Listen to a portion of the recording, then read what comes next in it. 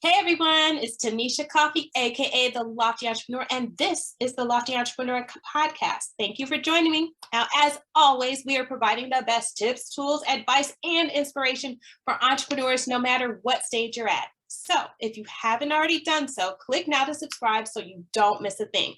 Now, joining me today is host of the She's All That video podcast and head of Course Consulting, Miss September Smith. She's a speaker, digital business consultant, and coach to professionals who need to establish their authority and rise above the noise. September helps entrepreneurs and thought leaders who are ready to get visible by building their professional identity through podcast guest appearances and other media that will put them on the map. And today, she's here to share some of that sage advice for those of you who are wanting to use podcasts as part of your business. Hi, September. Thank you for joining me today. How are you? I'm wonderful. Thanks so much for having me. Absolutely. Absolutely. Now, guys, if you don't know September yet, pay attention because she is the person to go to when you want to do podcast guesting for your business growth. Now, September, not a lot of people are as familiar with podcasts for business and especially for growth. So why do you say that is one of the best tools for business owners to use to grow their business? Podcasts themselves, as of this year, March 8th, actually, of this year, I remember because it was International Women's Day, Forbes magazine had an article out announcing that podcasts were one of the best marketing channels for 2021 and onward. And that just attention that hadn't already been there was now on this thing. And everybody, you were doing podcasts, you've been doing them for years. I was doing my podcast. But suddenly everybody, gurus of all sorts, business gurus were starting to scream like, yeah, start a podcast, because it's true. The marketing potential there is crazy. But what really kind of made me want to say, okay, just hold on a little bit, is the fact that not everyone needs to have a podcast, because you and I know having a podcast, starting it, planning it, doing all the tech behind it, running it, finding the guests, editing that stuff, scheduling it, getting it up, marketing that stuff, it's exhausting just even to list it. It's a business. It's a business in and of itself. Huge. And I estimate that I think very, very modestly estimating 10 hours a week for your podcast, if you're going to run it all year, you're talking about an extra 520 hours a year. Do you have that kind of time that you can just take away from your business, away from your family and your life, and put into this endeavor? Obviously, some of us do. However, if you're a new business or somebody who wants to really raise their stature and identify themselves in the marketplace as being a thought leader or an authority in a given field, there is almost no better free way of doing it right now than to become a podcast guest, get really good at it, know the right shows to get on. And when you get on there, just blow it out of the water so that every episode that's out there on all of those distributing channels, and those are some of the biggest platforms on the planet: Google Podcasts, Apple Podcasts, iHeartRadio, Deezer, Stitcher, Spotify, and there's more coming online. Every one of your episodes is going to be out there, not only beaming out to the world, but bringing people back to you and your website. Nothing we could possibly do on social media is going to touch that when it comes to marketing content. It has so much more staying power. You know, people are, yes, the reach on social media, you have the potential to get in front of tons of people if you happen to already have that following. But if you don't, one of the great things about those podcasts is if that podcaster already has a following, that puts you in front of an audience that you likely would never have otherwise touched. It creates content that's going to live in an ongoing state that people can ingest repeatedly if you're giving great nuggets. So it really is a really good way to do to get exposure. Yeah. Now, you mentioned about there. So there are some podcasts out there, and they make their money. Some make their money off of sponsorships. Some make their money off of charging guests. Some do both. Several different models. Mm-hmm. What is your take for the people who are starting out? What's your feel for the shows? Free, going on a free podcast versus one that you pay for the exposure. What is your thought on that? I think personally, just I don't know, just the thought of like, you're going to charge me to be on your podcast. What are you delivering for the price of that? Maybe it's worth it, maybe it's not. So it's a business decision.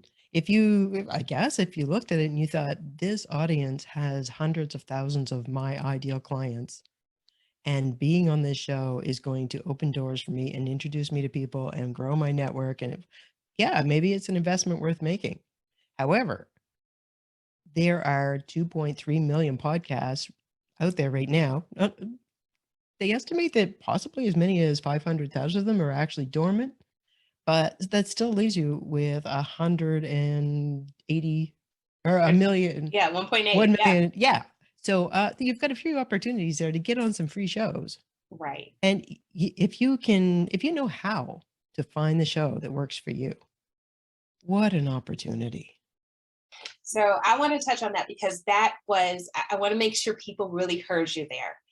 If you were going to pay to be on a podcast, think of it as any other form of advertising. You would consider, you would ask, what are your demographics? How far is your reach?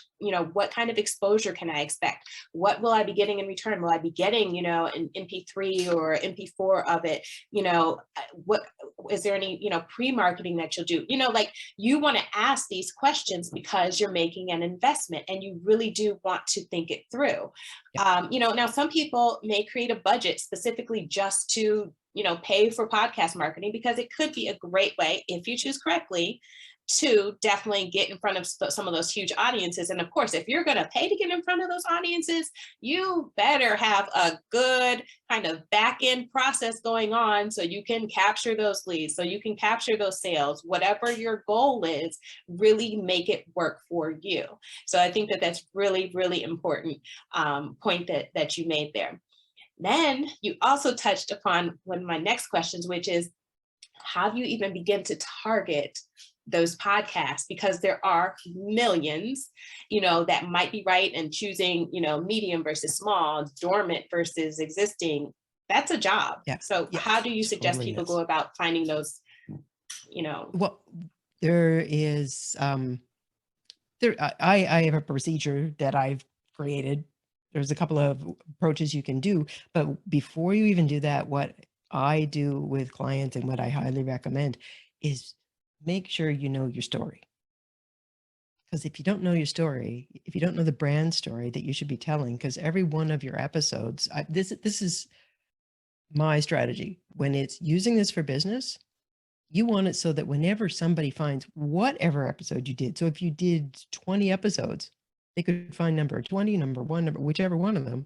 And basically, they still know what you do. They still hear the same message. They still get what you can do for them. And now you have real estate in their imagination as that person that I should go to. So you really know you need to know what it is you need to say to get that position in people's minds.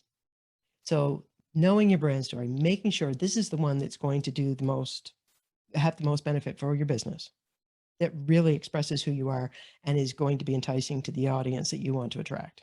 Once you know that, then, well, now you know your audience, you know your story. Now you start going and looking for what are the shows that are similar, that have a similar audience, that just big strokes, that with that audience and with a host and a vibe, that would be a great setting for me. And then, of course, once you get your list, I always suggest people at least get your top 10, if not more, and now go through and listen. Listen. What does the host sound like? How do they treat their guests? That's hugely important because not every host is as gracious as you are. Some hosts, surprisingly, don't really, it's more about them. So you end up being, in some cases, like embarrassing, almost like a potted palm on the side of the stage. And they're like, yeah, hi. And that's not what you want to appear like. So how do they speak? What's their vibe? How do they conduct their interview? Is it something that you can envision going like, yeah, okay, I can see me in that setting, and that would be beneficial for me.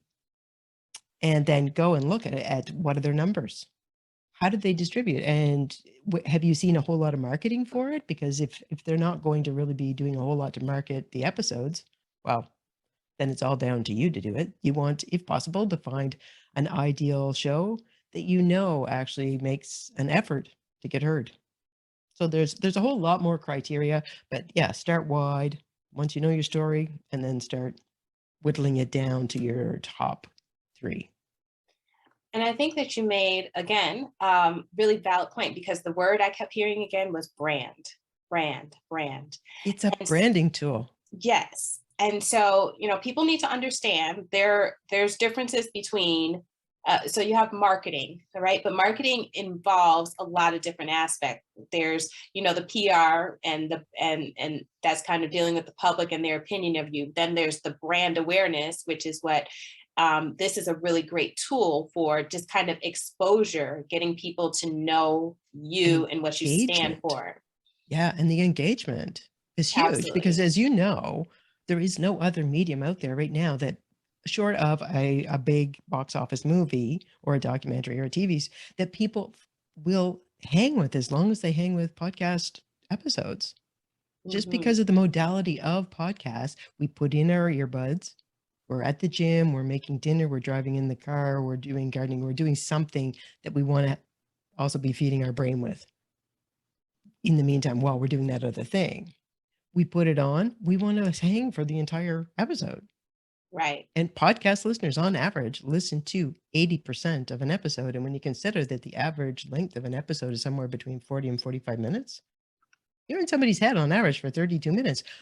Could you pay for that opportunity in any other modality? I mean, this is free.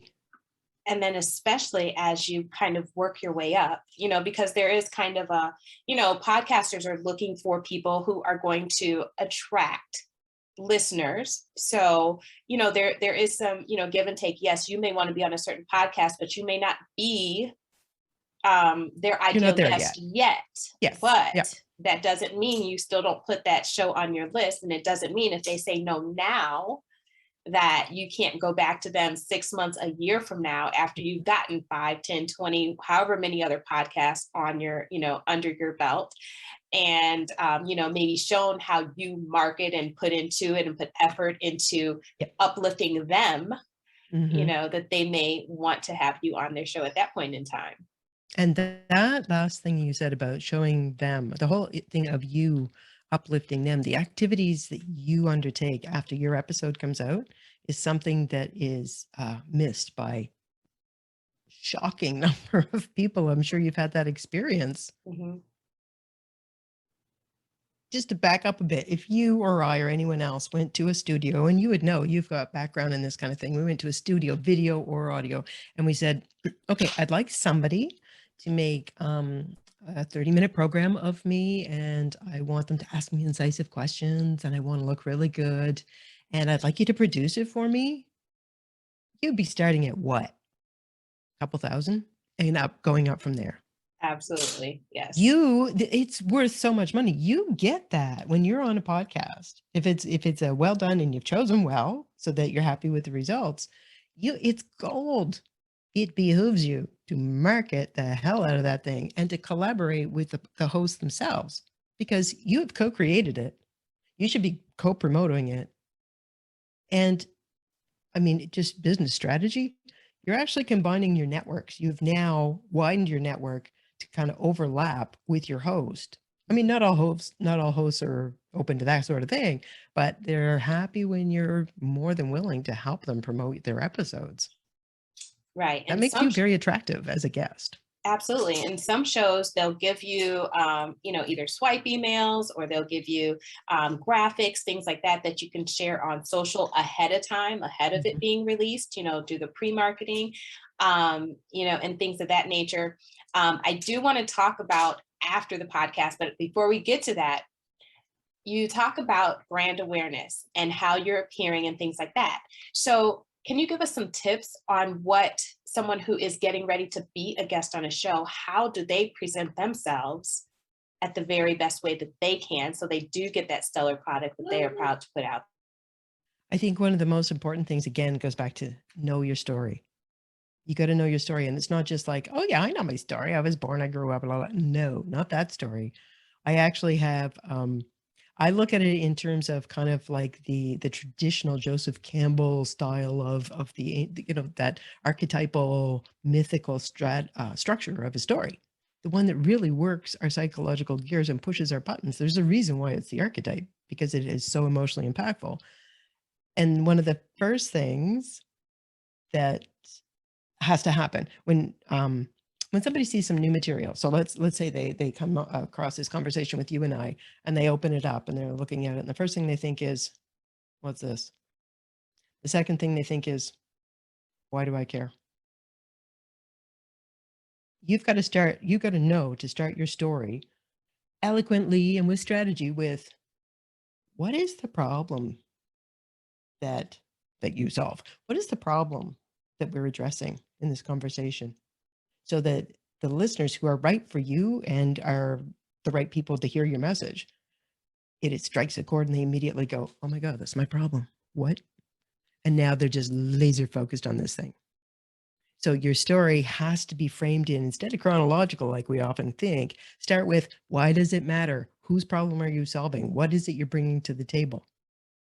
And then there's a whole structure that goes after that. But yeah, you really need to know your story and your structure, and you need to know it in the shortest form, in case you had to do it, say, that elevator pitch, or you need to do, say somebody's interviewing you on TV.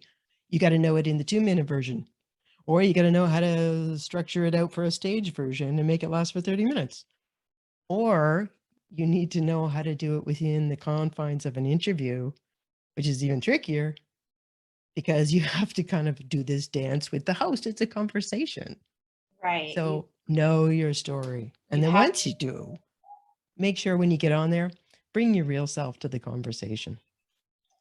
Absolutely. You have to have those talking points. So when I was writing news, doing, story pitches for news shows, you always have those talking points. I can talk about this, that, the other. You want to have those in your mind strategically. That's not always going to happen with a podcast, but you want to know those things so that as you're talking and having the conversation, you may not be able to say everything in order. Exactly. But when you get an opportunity to throw that talking point out there, you want to be on it. Yes. And one thing that I like to make sure people are aware of, you really don't know where the conversation is going to go. When you enter into a podcast and you're in an interview, the host could ask you anything, really. And I'm sure you've heard situations, and you might have even been in situations where it's like, where did that question come from? And why is the conversation taking this turn? You're on the bus, baby. You got to go. They just took that left turn. You're going left. You've got to know how to kind of conversationally bring the conversation back to what it is you want to talk about, so that you, again, that whole thing of when people find that episode, you want them hearing the message you want to be known for. So just because the host decided to talk about, penguins or something, okay, yeah, I get penguins, they're amazing, and blah, blah, and steer it back, because, I mean, you're co-creating this. It's a negotiation, and you have a whole lot less control than they do. So one of the strongest things you can have in your back pocket is knowing your story and knowing what your goal is and where you need to go with this. Absolutely. All right. So we figured out how to kind of target the podcast that we want to do. We need to be practicing our story in multiple formats. We finally do the interview. We knock it out of the park. Now what? So it's done. So how do we capitalize on it? Because you get that press before, this is what I'm about to do.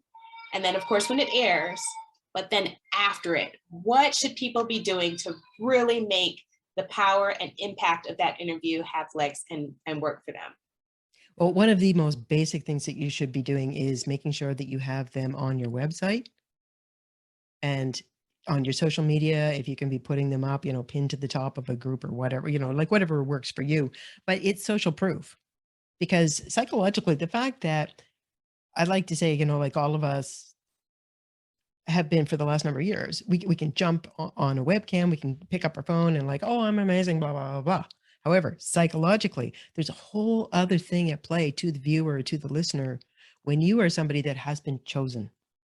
The host, who is the authority to the listener, has said, this person is worth listening to.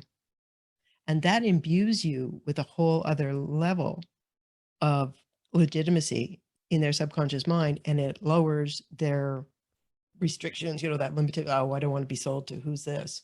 Because as I had said before, that the two things that people think when they see new stuff, what is this? Why do I care? The third thing is, does this person even have the authority to be talking about this? Being interviewed nullifies that whole question. Your host has told them they're worth listening to.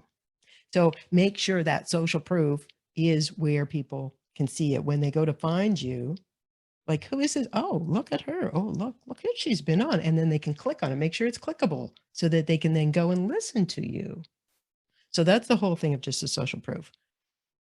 What I would recommend, particularly if it's for business, try to do some co-promotion with the host. Find out where they're going to be posting it. Make sure you're connected with them on those channels. Know when they're going to be posting. Tag them. If they tag you, get in there and comment on it, and don't just say, oh, thank you. Turn it into a conversation, particularly on LinkedIn.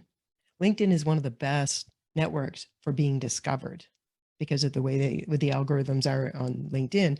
If you are on somebody else's conversation, their whole network, there's the potential for anyone in their network to see that conversation and now see you.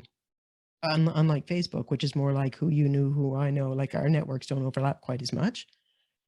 Get on LinkedIn, start a conversation, talk about, like, yeah, that was so enjoyable. That was so well, the way you did whatever. And like, I was so happy that we talked about, just make a conversation, ask a question, blow that thing up. The farther it goes, the more LinkedIn is going to be sending eyes to it. This is a big deal. The two of you have just created this really cool thing. Make sure it really has legs. So, but be it Twitter, be it Instagram, LinkedIn, Facebook, whatever it is, make sure you coordinate with the host to give it that boost. But it's still valuable because you can also repurpose it, and you can be pulling out audiograms, and you can be pulling out memes and images and quotes, and you can be, if the host lets you, you can be taking extracts out of it. And I mean, what would be a really good idea is credit the host and tag the host, because you're just building goodwill for everybody. But yeah, get imaginative about it and make sure you collaborate with the host. I love that. I love that. So, guys, you have heard it here first.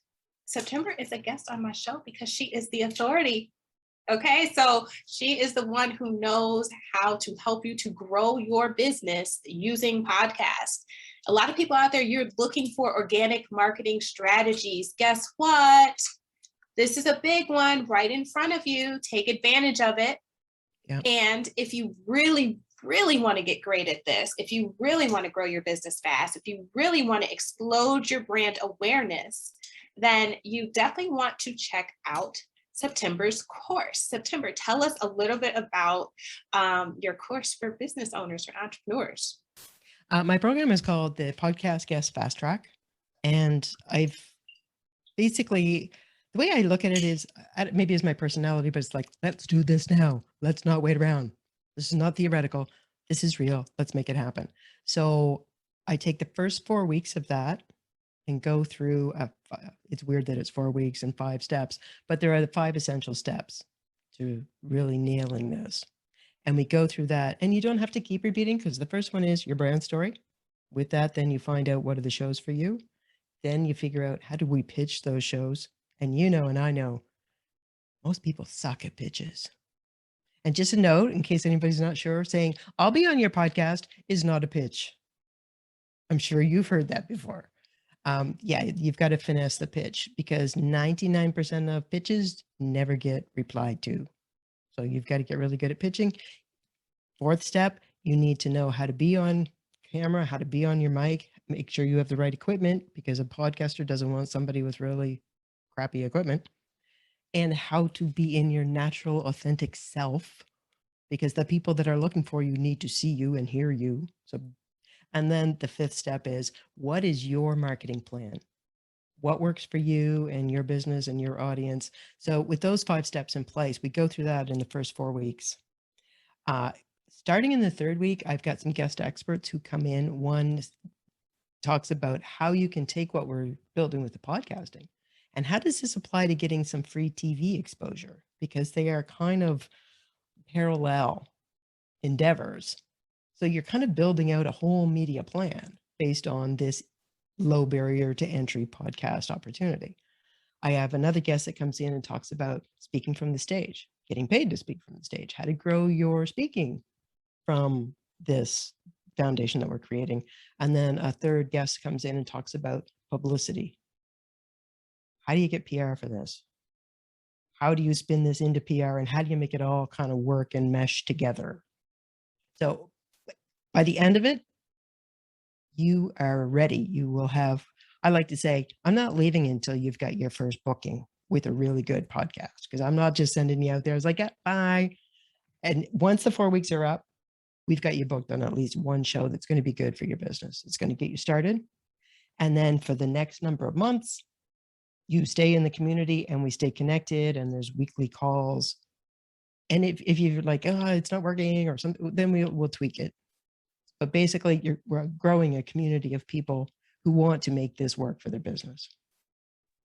So you guys, this is a very strong strategy. We are in the times when many people are trying to figure out, how do I market my business? How do I get leads? How do I get exposure?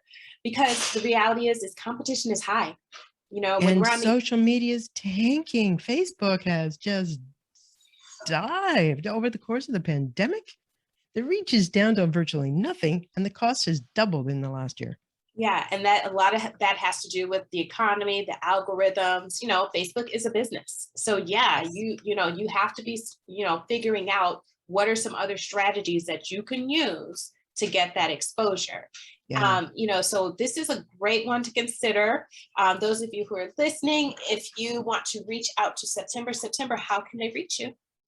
They can find me via LinkedIn, September Smith, and there are a few September Smith, so I've actually had to throw some letters on the back of my name. So it's September Smith, BN, Jimmy, whatever. It's still me.